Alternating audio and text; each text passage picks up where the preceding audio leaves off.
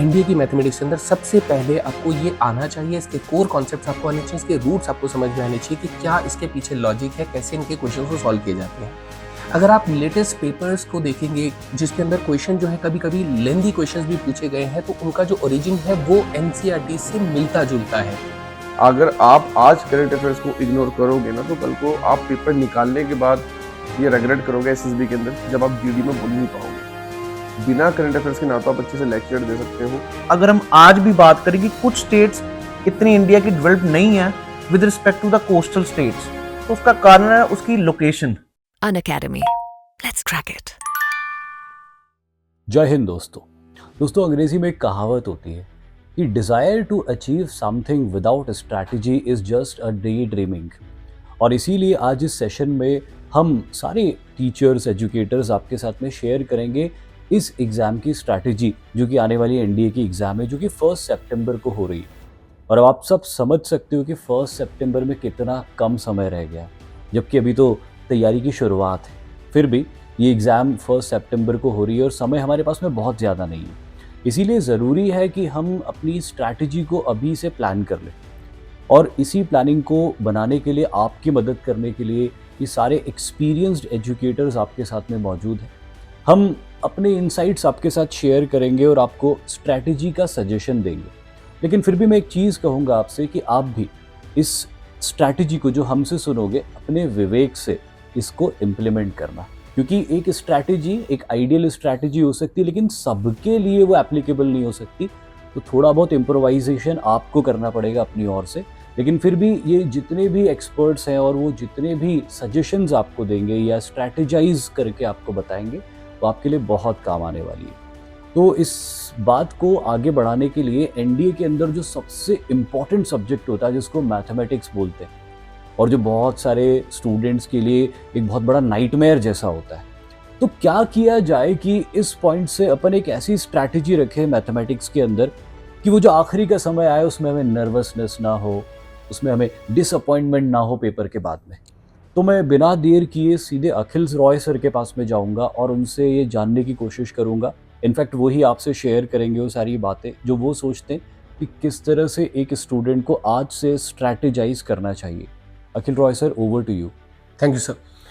देखो बच्चा लोग, बहुत अलग अलग लेवल, जैसे कि मुक्तक सर ने कहा कि हर बच्चे का एक लेवल अलग होता है। वो बचपन में क्या पढ़कर आया है या फिर वो कब से पढ़ना शुरू कर रहा है। तो अगर मैं ज़ीरो लेवल से बात करूँ तो सबसे पहले आप लोगों को बेसिक मैथमेटिक्स आनी चाहिए, जो कि 9th और 10th की मैथमेटिक्स, ये इस लेवल तक आपको आनी चाहिए कि आप किसी को पढ़ा सकें। अगर ये आपको आती है तो आप लेवल 0 को छोड़ सकते हैं। लेवल 1 आती है 11th और 12th की मैथमेटिक्स। आपको इसको बहुत अच्छे से समझ लेना है, क्योंकि ये आपका बेस है। एनडीए की मैथमेटिक्स के अंदर सबसे पहले आपको ये आना चाहिए, इसके कोर कॉन्सेप्ट्स आपको आने चाहिए, इसके रूट्स आपको समझ में आने चाहिए कि क्या इसके पीछे लॉजिक है, कैसे इनके क्वेश्चन को सॉल्व किए जाते हैं। अगर आप लेटेस्ट पेपर्स को देखेंगे जिसके अंदर क्वेश्चन जो है कभी-कभी लेंथी क्वेश्चंस भी पूछे गए हैं, तो उनका जो ओरिजिन है वो एनसीईआरटी से मिलता-जुलता है। एग्जैक्ट नहीं है, लेकिन उनसे मिलता-जुलता है। रही बात, जब आप ये एनसीईआरटी यानी 11th और 12th की एनसीईआरटी या फिर इसके कोर कॉन्सेप्ट को समझ लेते हैं, तब आती है एनडीए की मैथमेटिक्स के लेवल को मैच करने की बात। अब यहाँ पर देखा जाता है कि चीज़ें बहुत ज़्यादा वैरायटी के क्वेश्चंस आपके सामने आते हैं, बहुत सारे वैरायटी के क्वेश्चंस आपको मर्ज करके पूछे जाते हैं। और अगर मैं कुछ साल पहले जाता हूं तो आपके सामने क्वेश्चंस कैसे होते थे, बिल्कुल डायरेक्ट फार्मूला लगाकर क्वेश्चन पूछ लिए जाते थे या फिर ट्रिक्स की मदद से वो क्वेश्चन सॉल्व हो जाया करते थे। फिर धीरे धीरे थोड़ा 2 साल पीछे से और 3 साल पीछे की बात अगर करने जाए, तो उस टाइम पे क्वेश्चन क्या होते थे कि ट्रिक से क्वेश्चन सॉल्व कम होते थे, लेकिन क्या होता था, एक चैप्टर या 2 चैप्टर या 3 चैप्टर्स को मिलाकर एक सवाल बनाया जाता था और वो बच्चों को मुश्किल लगने लग गया। लेकिन अभी क्या हो रहा है कि वो चैप्टर को भी मिक्स करके उसमें भी कैलकुलेशन को जोड़कर वो और कॉम्प्लिकेटेड बना के क्वेश्चन को आपके सामने प्रेजेंट कर रहा है। ट्रेंड चेंज हो रहा है। तो अब जो मैं सजेशन यहाँ पर आप लोगों को देता हूं वो ये कि एनडीए की मैथमेटिक्स को मैच करने के लिए, क्योंकि कंपटीशन दिन प्रतिदिन बढ़ता जा रहा है, तो कुछ ना कुछ तो यूपीएससी भी सोचेगा आप लोगों के लिए फिल्टर करने के लिए, क्योंकि उसे चाहिए क्रीम, और क्रीम निकालने के लिए जितना हो सके फेंटना पड़ेगा। ठीक है, तो अब उस हिसाब से मैं अगर बात करूं तो आपको थोड़ा सा और अबव ऊपर जाने की कोशिश करनी होगी, क्योंकि कंपटीशन को बीट करने के लिए आप दूसरों से आगे चलना ही पड़ेगा। तो मैंने जो फ़ील किया कि अब बच्चे को जो अप्रोच रखनी चाहिए वो ये कि जेईई मेंस लेवल में जो क्वेश्चन पेपर आपके सामने आता है, उसमें आपको जितने भी सवाल होते हैं वो सारे नहीं करने हैं।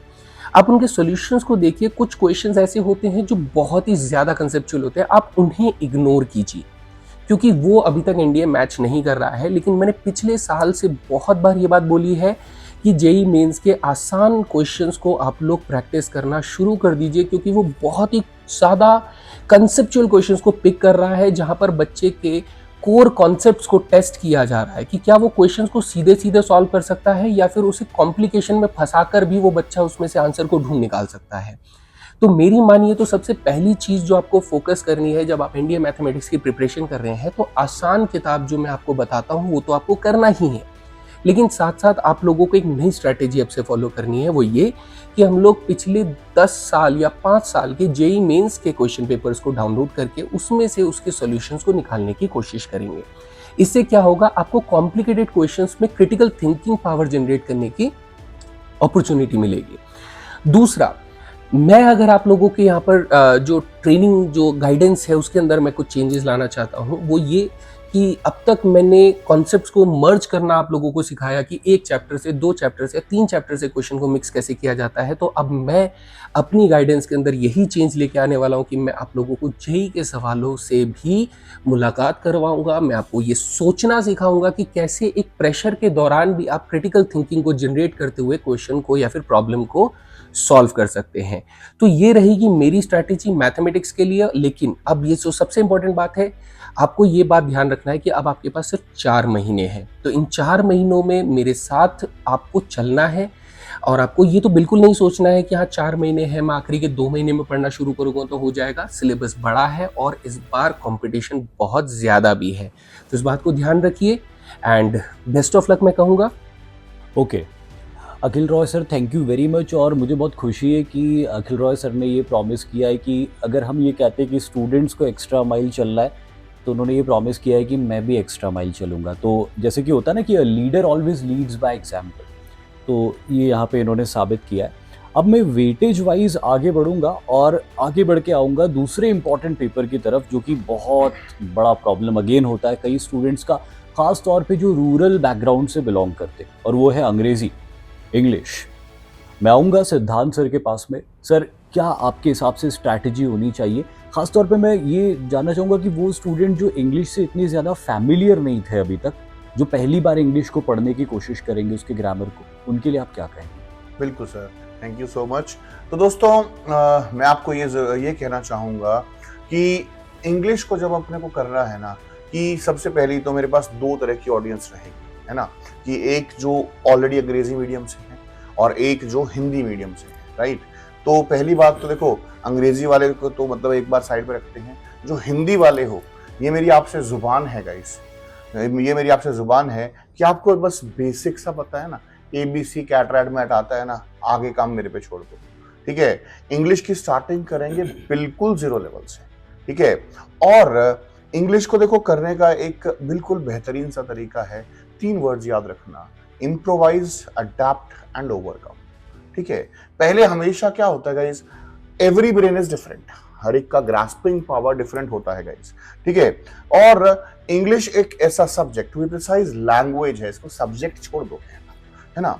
आपने एक मूवी देखी होगी 300, राइट, उसमें वो क्या करते हैं, एक संकरी जगह पे खड़े हो जाते हैं कि वो वहीं से आएंगे अटैक करने। इंग्लिश में अगर आप देखें तो टॉपिक ही क्या है ना, noun, pronoun, article, verb, adjective, adverb, conjunction, preposition, tenses, narration, voice, खत्म हो गई इंग्लिश, बचा ही क्या, राइट। सभी सब्जेक्ट्स बहुत वास्ट हैं, इंग्लिश बड़ी लिमिटेड सी है, इसको कंट्रोल कर सकते हैं।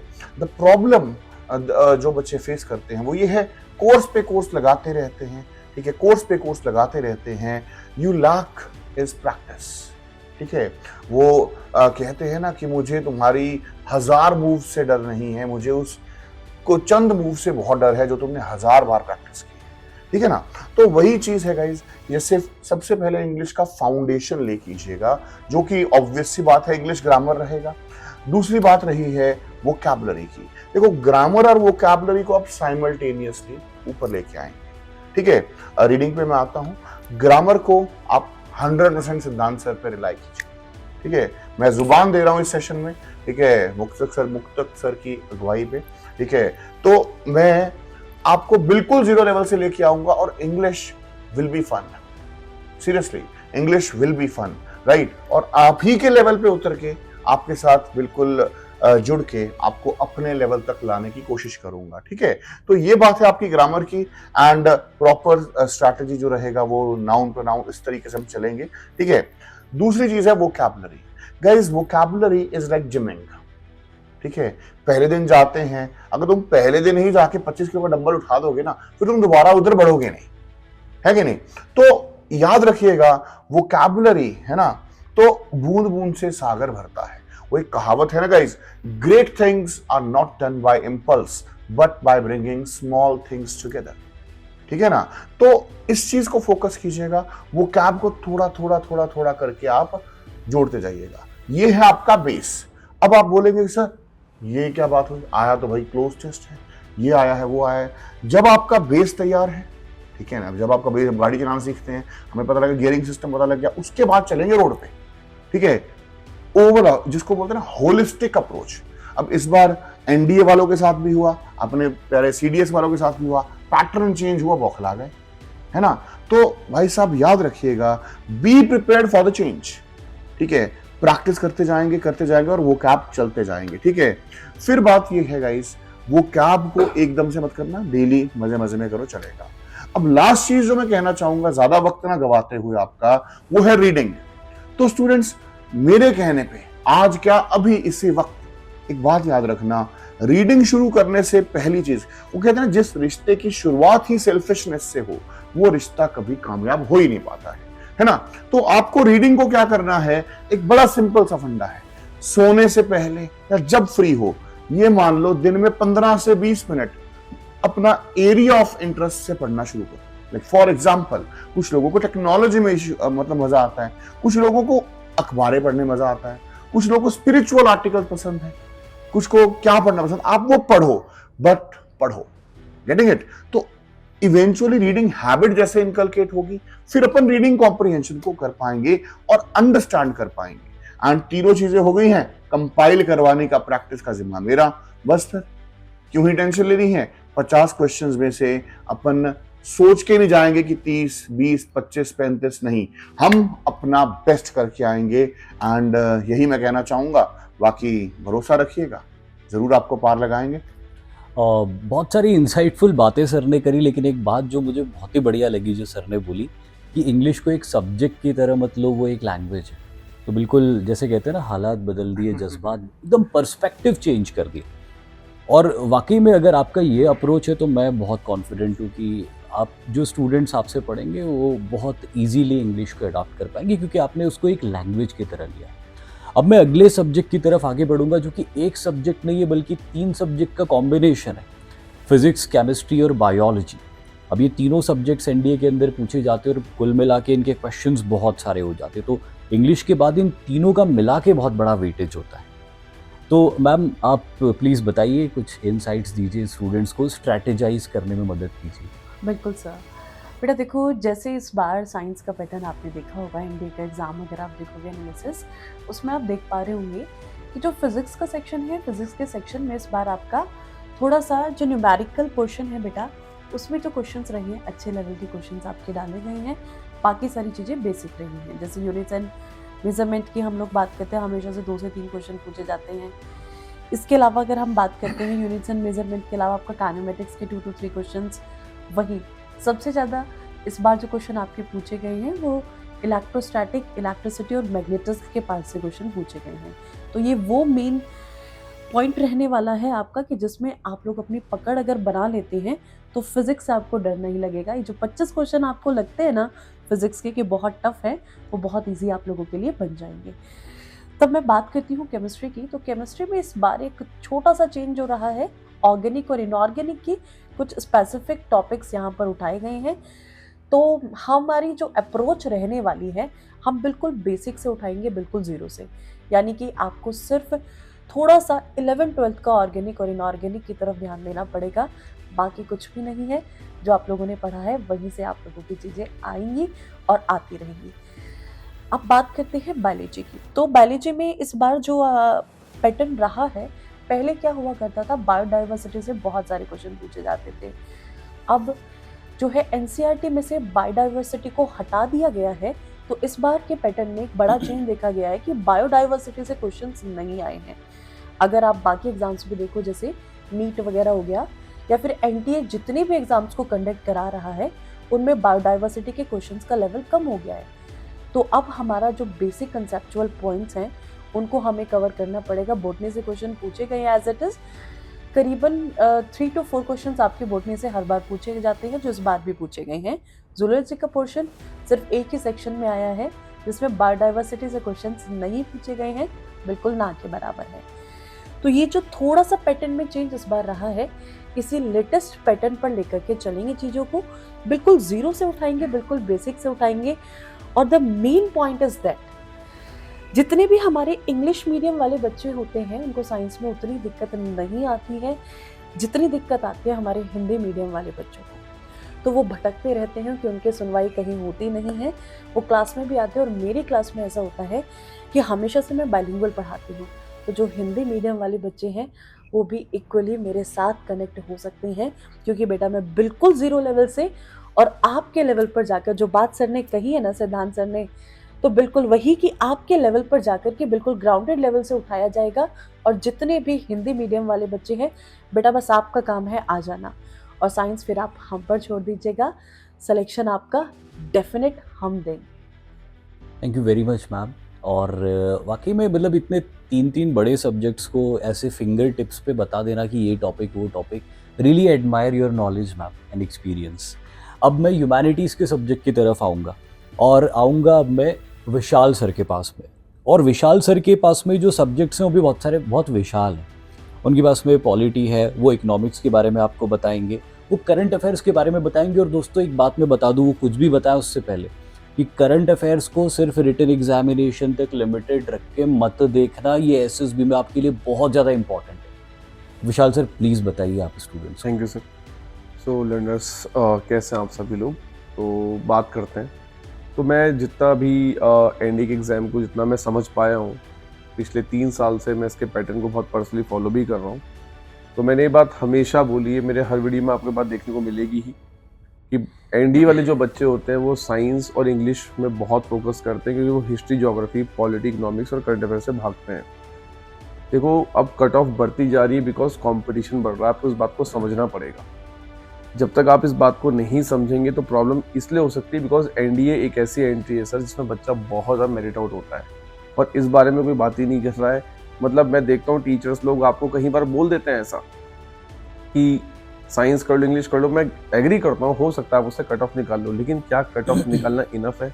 ये क्वेश्चन अपने आप से पूछेगा, ठीक है? तो मैं तो आपको मेरिट आउट होता हुआ नहीं देखना चाहता।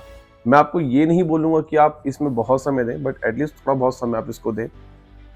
स्टार्टिंग करते हैं पॉलिटी से। पॉलिटी के लिए बेटा कुछ अप्रोच ही नहीं है। देयर लॉट ऑफ टीचर्स जो आपको बोलेंगे एम लक्ष्मीकांत पढ़ो। बेटा M Laxmikanth book basically civil service के लिए है, ठीक है?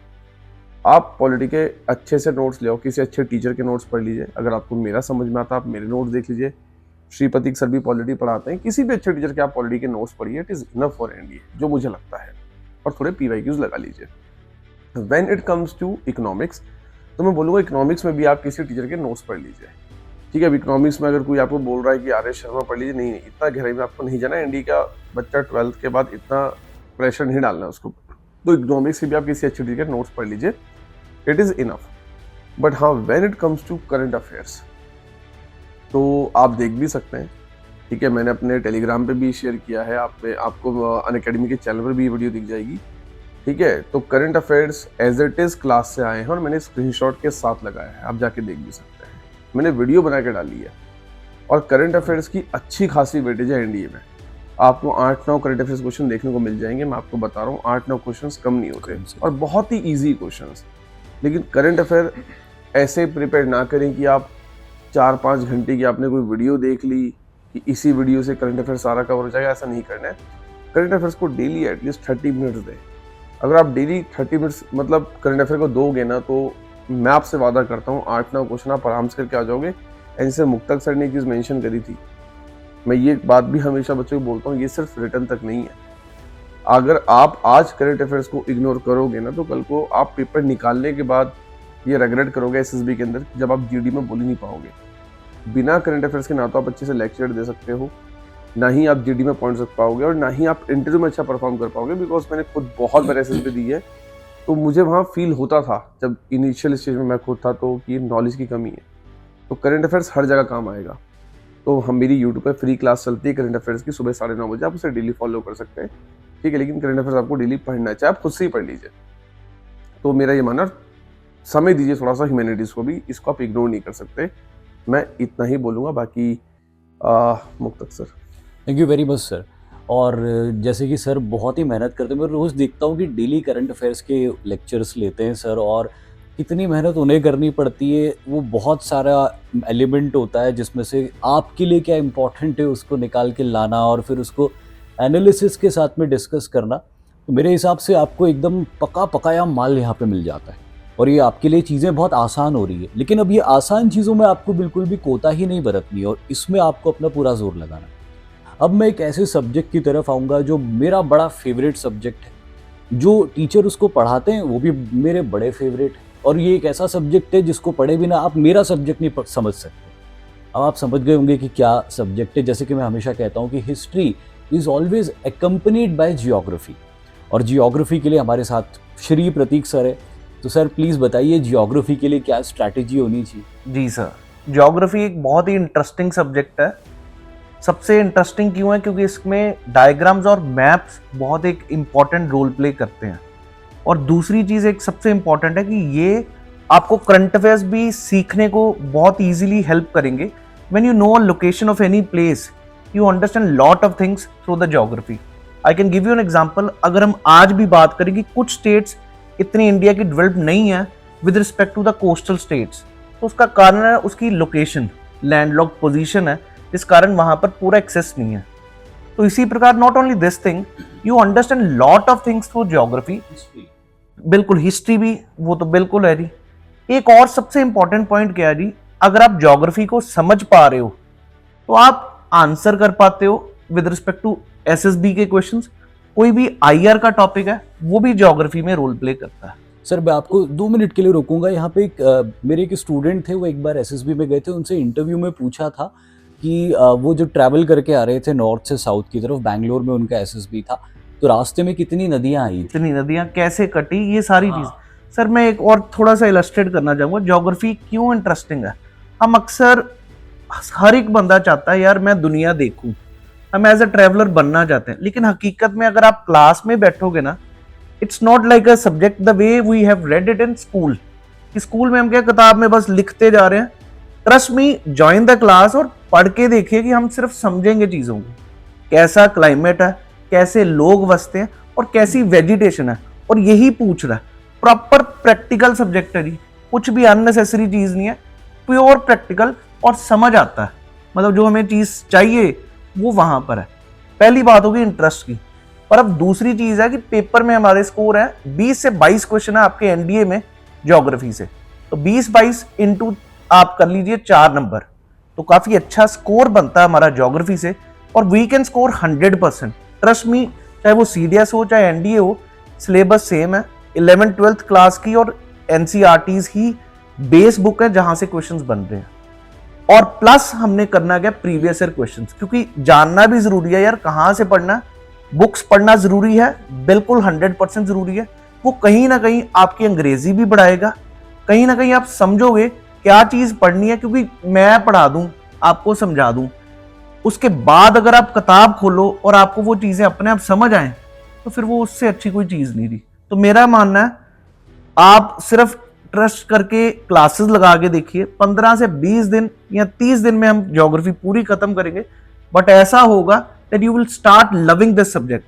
मैं वैसे ही एक बताना चाहूँगा, कई स्टूडेंट्स मेरे साथ पढ़कर चाहे सीडीएस में, they have started going for MA in geography and they have went to good universities also. चाहे आपके दिल्ली यूनिवर्सिटी है, जेएनयू में भी कई एंट्रेंस में पास हुए हैं। और कुछ भी ऐसा नहीं कि बहुत गहराई में सब्जेक्ट, मजे से सब्जेक्ट पढ़ के we can score very well. तो ये चीज़ है सर ज्योग्राफी में। अब मैं आपसे एक चीज़ पूछना चाहूँगा, क्योंकि मैंने नाम बहुत सुना था आपका हिस्ट्री में। शुरू से ही। और मैं हिस्ट्री के सब्जेक्ट को ना कहीं समझता हूँ बहुत वास्ट है, पर कहीं ना कहीं इंटरेस्टिंग भी उतना है, क्योंकि मैक्सिमम अगर आज भी अगर आप चेक करो, बॉलीवुड का भी पूरा इंटरेस्ट होता है कि कहीं ना कहीं हिस्ट्री पर कोई ना कोई टॉपिक पे बने। और ये विडंबना की बात ये है कि यार बंदा उतने इंटरेस्ट से ज्योग्राफी उसको हिस्ट्री को इंटरेस्ट नहीं ले रहा। और मैंने बच्चों से बहुत से सुना कि मुक्तक सर जैसे जैसे बताते हैं तो अपने आप दिमाग में फिट होता है और पेपर में क्वेश्चन अटेम्प्ट होते हैं। वो तरीका क्या है वो हमें बताइए सर। एक छोटा सा कोरिलेशन और मेरे दिमाग में आया था, पहले मैं वो बता दूं फिर आपके सवाल का जवाब देता हूँ। जैसे मैंने कहा था कि history is always accompanied by geography, वैसे मैं कहता हूँ कि geography is always accompanied by physics.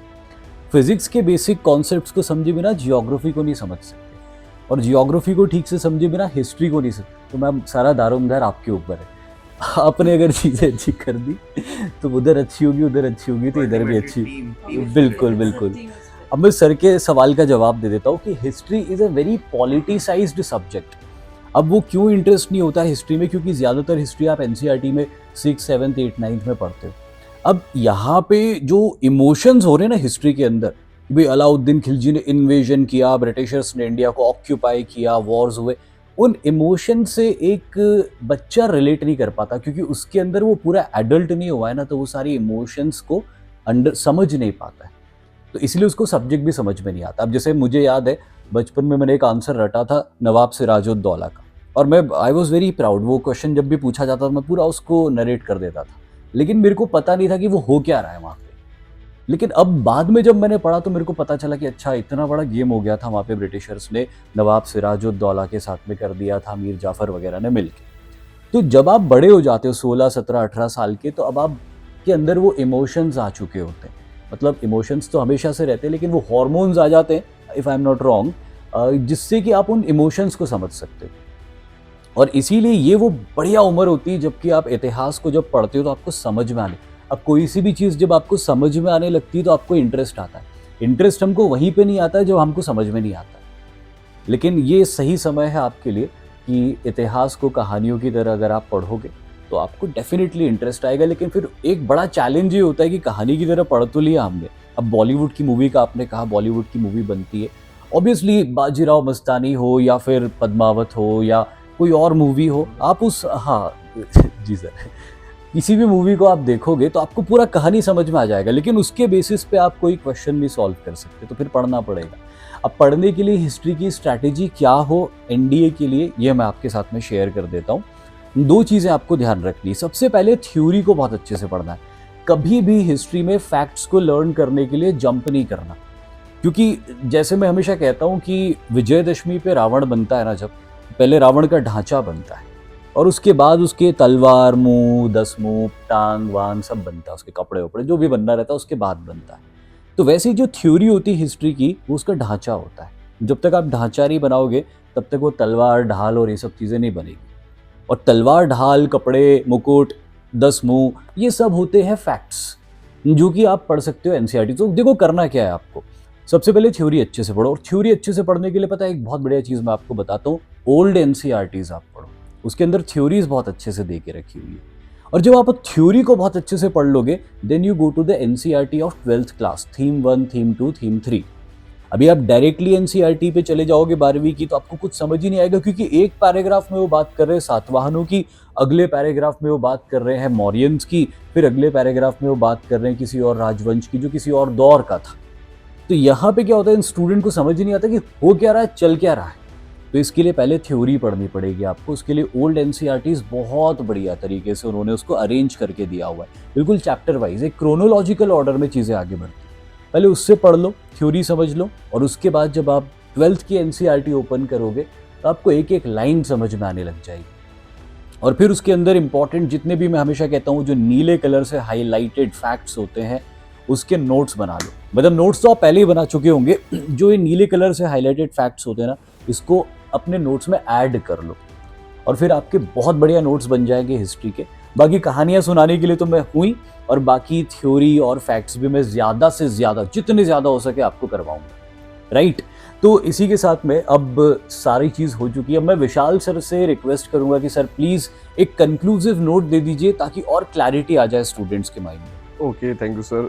Conclusive note मेरी साइड से बच्चों देखो ये है कि टीचर्स ने आपको सब बता ही दिया है, ठीक है। तो एट द लास्ट हम आपको डायरेक्शन दिखा सकते हैं, जाना आपको खुद है ना। ये स्ट्रेटेजी, ये मोटिवेशन तैयारी का एक पार्ट है, लेकिन मैं ये कहता हूँ कि आपको अपने ब्रेन को समझाना सबसे ज़्यादा इंपॉर्टेंट है, क्योंकि रोज़ हम आपको मोटिवेट नहीं कर सकते, ना ही हम आपको रोज़ स्ट्रेटेजी की वीडियो बना के दे सकते हैं। तो साथियों, कॉन्क्लूड करते हैं बोलूँगा सबसे पहले thank you so much to all the educators for this wonderful strategy. Thank you sir. ठीक है, और मुझे लगता है कि इसके बाहर कुछ और अब आपको दिमाग लगाना है। ये स्ट्रेटेजी हमने आपको अपनी साइड से बता दी है, इसमें थोड़ा बहुत ऊपर नीचे अगर आप करेक्शन अपने अकॉर्डिंग करना चाहो, इसको थोड़ा एडिट करना चाहो तो आप कर सकते हो, ठीक है। बाकी just follow all the educators, we are always with you. हम हमेशा खड़े हैं, पहले भी थे। यही रीज़न है कि हम अभी रात को भी बैठ के जब हमें सब मिलता है हम आपके लिए वीडियो रिकॉर्ड करते हैं ताकि आपकी हेल्प हो सके, ठीक है। तो इसी चीज़ के साथ हम इस सेशन को क्लोज करते हैं साथियों। बाकी जो भी आपकी क्वेरीज हो आप कमेंट्स में बताइएगा, we will answer. Thank you so much. जय हिंद। जय Hind. Unacademy. Let's crack it.